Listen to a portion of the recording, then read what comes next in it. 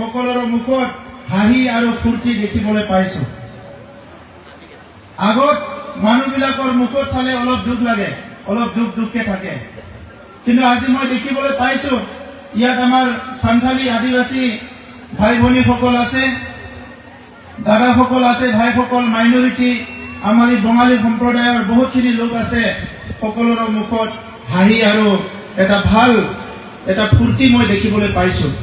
আমি বিচাৰিছো এটা সুন্দৰ বিটিআৰ, যি বিটিআৰত সকলো জাতি জনগোষ্ঠী সকলো ধৰ্মৰ লোক শান্তি সম্প্ৰীতি নিৰাপত্তাৰ মাজেৰে বসবাস কৰিব পাৰে। আমি এনেকুৱা এটা বিটিআৰ বিচাৰিছো য'ত আমাৰ শিশুসকল মহিলাসকলৰ সদায় নিৰাপত্তা আমি পাব পাৰো। আমি এনেকুৱা এটা বিটিআৰ বিচাৰিছো য'ত সকলো জাতি জনগোষ্ঠীৰ ভাষা সংস্কৃতি অস্তিত্ব ৰক্ষা হয়। আমি এনেকুৱা বিটিআৰ বিচাৰিছো য'ত ধনী গৰীব বুলি কথা নাই, সকলো দুবেলা দুমুঠি ভালকে খাব পাৰে।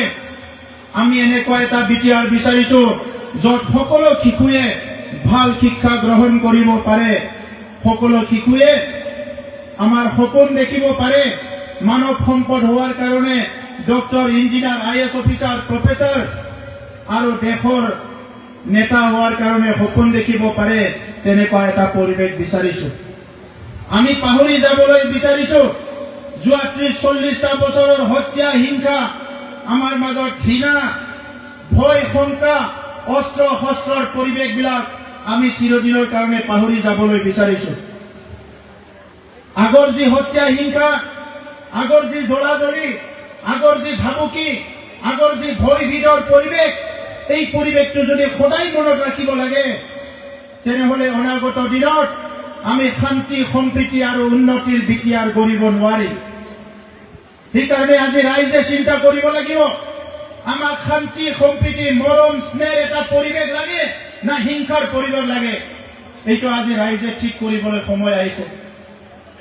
বহুত মানুহ আহি বহুত কথা কৈছে UPPLৰ ওপৰত, আমাৰ নেতৃত্বৰ ওপৰত বহুত কথা কৈছে, আমাক ভুল ব্যাখ্যা কৰিব বিচাৰিছে।